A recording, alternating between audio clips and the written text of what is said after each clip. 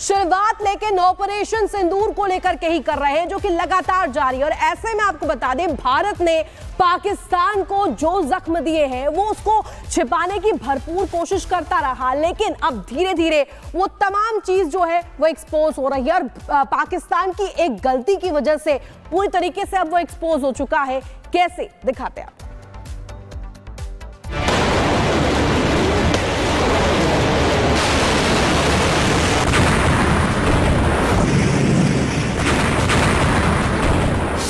Airbase पर तबाही, tender दे रहा गवाही। आतंक का हिसाब, पाकिस्तान फिर बेनकाब। पाकिस्तान अब तक जिस तबाही को झूठा प्रचार बताता रहा, जिस हमले को लेकर दुनिया की आंखों में धूल झोंकता रहा, उस हमले की पोल अब खुद पाकिस्तान ने ही खोल दी है। जी हां, जो सबूत वो दुनिया से छुपाता रहा, अब उस पर मुहर लगाने वाला दस्तावेज उसने खुद दुनिया के सामने रख दिया है, जो पाकिस्तान में हुई बर्बादी की गवाही दे रहा है। इस वक्त आप अपनी स्क्रीन पर जो दस्तावेज देख रहे हैं वो पाकिस्तानी एयरफोर्स का ऑफिशियल टेंडर नोटिस है, जो ये चीख चीख कर बता रहा है कि भारत के हमले में पाकिस्तान के कई एयरबेस तबाह हुए हैं, जिनकी मरम्मत के लिए पाकिस्तान ने टेंडर निकाला है। अब भला इससे बड़ा कबूलनामा और क्या होगा।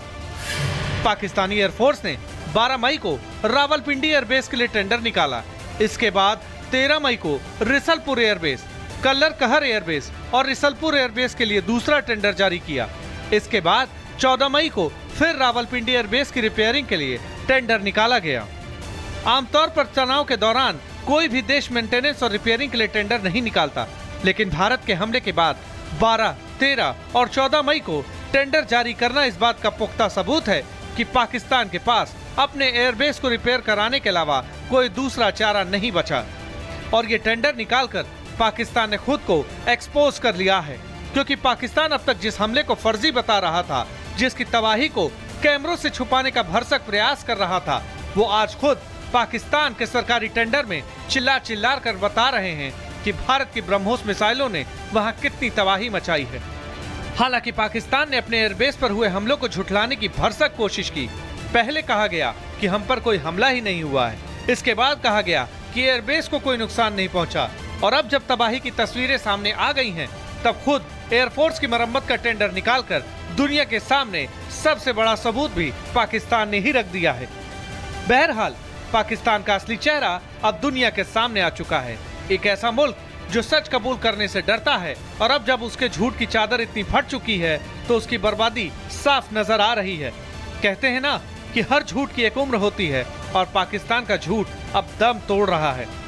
Bureau report, Republic Bharat. देखिए, भारत किसी को छेड़ता नहीं है, लेकिन अगर कोई भारत को छेड़े तो फिर छोड़ता भी नहीं है, और यही सब हुआ पाकिस्तान के साथ भी। पाकिस्तान ने जो हरकत की उसका खामियाजा उसको भुगतना पड़ा। सिंधु जल समझौते को रद्द भारत ने कर दिया है, लेकिन अब आपको बताएंगे कि न सिर्फ सिंधु जल समझौता बल्कि एक और मोर्चे पर पाकिस्तान को एक बड़ी चोट लगने वाली है। कैसे, देखिए रिपोर्ट।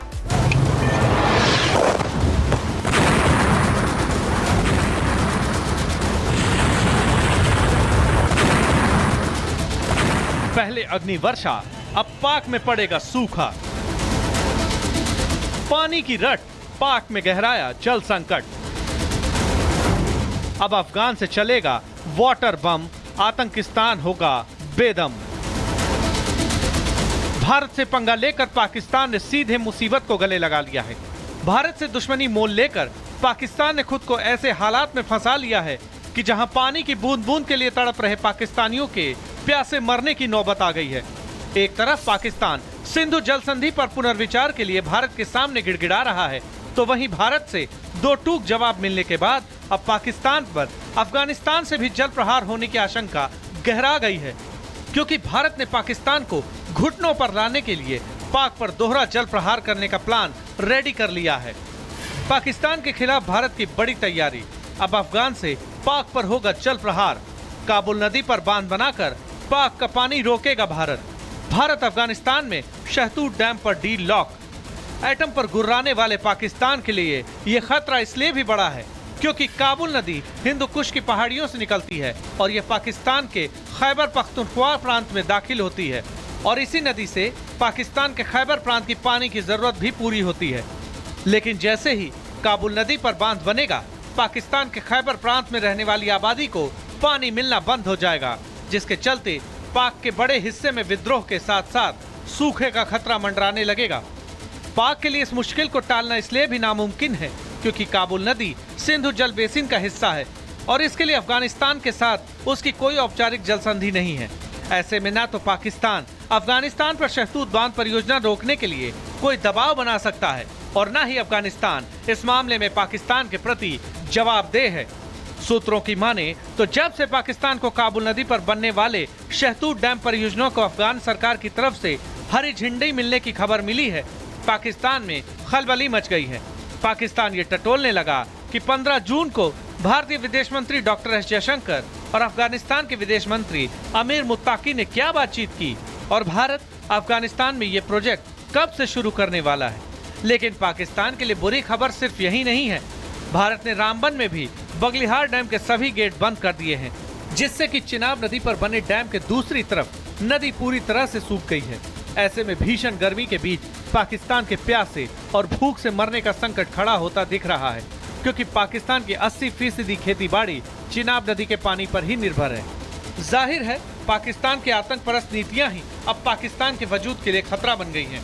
अब पाकिस्तान को सोचना है कि उसे आतंकियों को पालना है या फिर आवाम की फिक्र करनी है, क्योंकि भारत पहले ही साफ कर चुका है कि टेरर और टॉक एक साथ नहीं हो सकता और न पानी और खून साथ बह सकता है।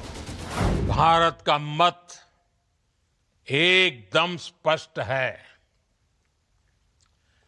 टेरर और टॉक एक साथ नहीं हो सकते। टेरर और ट्रेड एक साथ नहीं चल सकते और पानी और खून भी एक साथ नहीं बह सकता। Talks with Pakistan. I think the Prime Minister made it very clear that the only talks with Pakistan will be on terror. That Pakistan has a list of terrorists who need to be handed over. They have to shut down the terrorist infrastructure. They know what to do. कुल मिलाकर अब पाकिस्तान के सामने एक ही रास्ता बचा है और वो है भारत के बताए रास्ते पर चलकर आतंक का सफाया करना, वरना पाक एटम चिल्लाता रह जाएगा और पूरा पाकिस्तान भूख प्यास से तड़पकर दम तोड़ देगा। Bureau report, Republic Bharat. Pakistan पर लगातार वाटर स्ट्राइक जारी है और पाकिस्तान पानी पानी चिल्ला रखा है, उसका गला सूख चुका है। हालांकि देखिए संघर्ष विराम हो चुका है, लेकिन इसके बावजूद भी देश में राजनीति खत्म नहीं हो रही है। सीएम उमर अब्दुल्ला जो है उन्होंने एक पोस्ट किया, इसके बाद महबूबा मुफ्ती सामने आती है, इस पर उनका पलटवार सामने आता है और ऐसा महसूस हो रहा है कि उनके पोस्ट के बाद कहीं ना कहीं ये सामने आ रहा है कि उन्हें दर्द हो रहा है। कैसा दर्द और यहाँ पर ये लड़ाई कैसी है सीएम और एक्स सीएम के बीच, दिखाते हैं।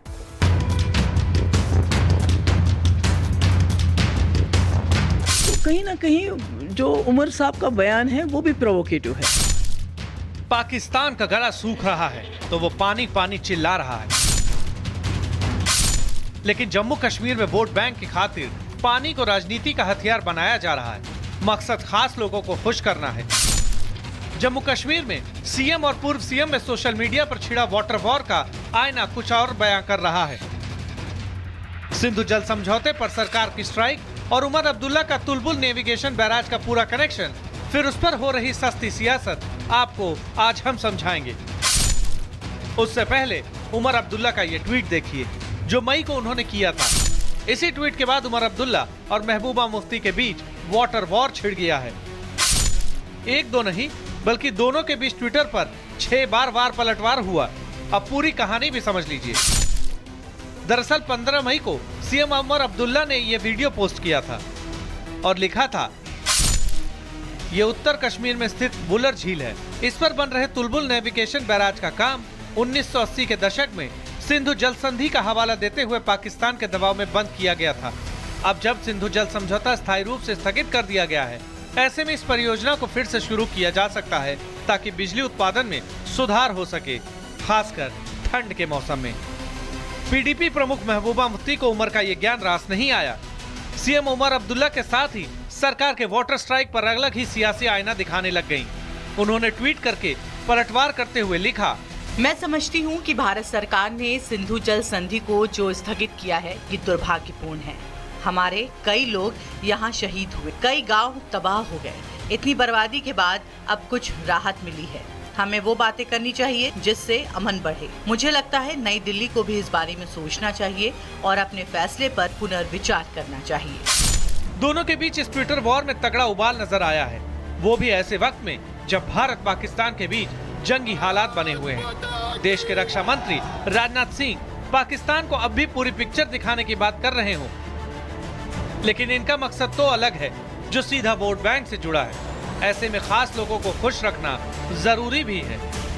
कि उमर साहब का ये कहना कि इस इंडस वाटर ट्रीटी के फेवर में सपोर्ट में खड़े होना, मुझे लगता है हमको नहीं बनना चाहिए, क्योंकि यजीद ने पानी बंद किया था, बच्चे उसमें मारे गए थे, इतने बच्चे शहीद हो गए उस वक़्त, और आज वो फिर उस शायद तवारीख को दोहराना चाहते हैं। तो मैं समझती हूँ ये बहुत गलत है, ऐसा नहीं होना चाहिए। पानी पर ट्वीट वॉर में ये टकराव सिर्फ बयानबाजी तक सीमित नहीं है, बल्कि दोनों नेता एक दूसरे के पारिवारिक इतिहास तक जा पहुंचे हैं। सियासी तकरार का ये नया अध्याय ऐसे वक्त में लिखा जा रहा है जब केंद्र सरकार हर स्तर पर पाकिस्तान को ठोक रही है, लेकिन तनाव की इस पृष्ठभूमि में इन्हें तो खास लोगों का ख्याल रखने और सस्ती लोकप्रियता करने से मतलब है। Bureau report, Republic Bharat. Jammu Kashmir में किस तरह से सियासत हो रही है इस रिपोर्ट के जरिए आपने देख लिया, लेकिन जिस तुलबुल प्रोजेक्ट को लेकर उमर अब्दुल्ला और महबूबा मुफ्ती आमने सामने हैं और महबूबा को पाकिस्तान का दर्द सता रहा है, आखिर उस प्रोजेक्ट में खास क्या है, आइए आपको ग्राफिक्स के जरिए बता देते हैं कि आखिरकार ये तुलबुल प्रोजेक्ट महत्वपूर्ण क्यों है। देखिए, झेलम नदी में दक्षिण से उत्तरी कश्मीर तक इसको बनाया जाना था। वुला नदी, वुला झील पर 440 फीट लंबा नेवल लॉक कम कंट्रोल बनना था, लेकिन इससे करीब 3 लाख अरब क्यूबिक मीटर पानी जमा हो सकता था। इससे यहां पर नाव के जरिए यात्रा और माल ढुलाई में आसानी भी होगी। पर्याप्त पानी होने से सर्दियों में 24 घंटे बिजली मिलने की भी संभावना है। तो देखिए तुलबुल प्रोजेक्ट कितना फायदेमंद है, लेकिन महबूबा मुफ्ती इसको लेकर के लगातार बयानबाजी कर रही है।